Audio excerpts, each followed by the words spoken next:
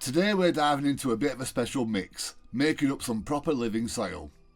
Now, I know that some people might think this is a bit over the top, but if you want tasty veg, you've got to feed the soil, not just the plants. So let's get cracking.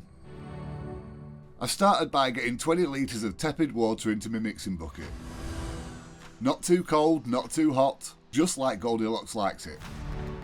Next, I'm banging in 20 drops of Neutralis, that's 1 drop per litre. It knocks out any chlorine in the tap water, which can mess up the beneficial microbes we'll be adding later. Right, in goes 10 grams of Biosys Microbe Tea. Lovely stuff. Full of the good guys. Give it a proper stir, no half measures. You'll want it all mixed up nice. Now the tea's ready to go, I'm going to use some of it to soak a few propagation pellets. Get them nice and moist before I start planting more seeds for later in the season. Now they've fluffed up nicely, I'll transfer them into the propagator, ready to sow the seeds straight in. These cocoa pellets need a good squeeze, it helps them suck up the moisture properly and loosen up all that compressed cocoa inside, bit like working a sponge. With them sorted, I'm lobbing this big 70 litre compressed cocoa brick into what's left of the microbe tea solution. It'll take a bit to expand, so we'll let that soak for a while I crack on with these seeds. Some folk think a propagator's a bit much, but honestly, it keeps things tidy and helps me track what's planted where. I obviously keep a little record. Yep, that's a bit nerdy, but helpful. So for the seeds, I've gone with cucumbers, a few varieties of chilies, courgettes and leeks. A proper little mix for the summer table. A quick shout out to Esoteric Hydroponics down in Guildford. They kindly donated the heated propagator. Big thanks to them. Links in the description if you fancy checking them out. Right, seeds are sorted, time to get back to that cocoa. It's fluffed up a fair bit, but as always, there's still a few dry chunks here and there.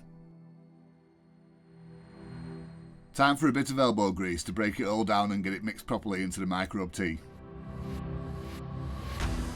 Now I'm chucking in some farmyard manure. Next up, Ecothrive Charge. That's insect frass.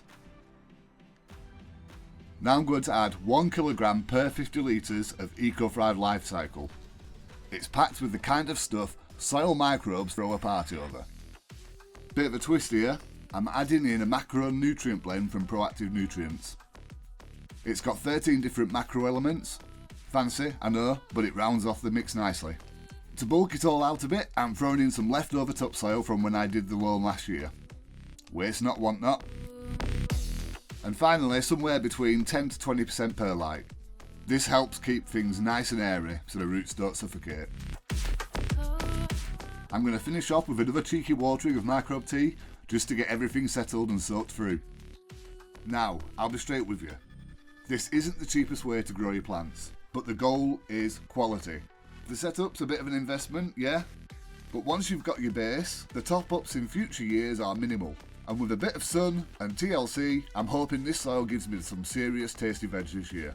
I haven't got space for a greenhouse, but the garden gets full sun all day, so fingers crossed this living soil does the trick. These 3 pots will now sit somewhere nice and warm for a couple of weeks. That's when all the microbial life kicks off and starts turning this mix into proper living soil. I'll stick a link to the recipe in the comments below. Cheers for sticking around, happy growing, please subscribe, and bye bye.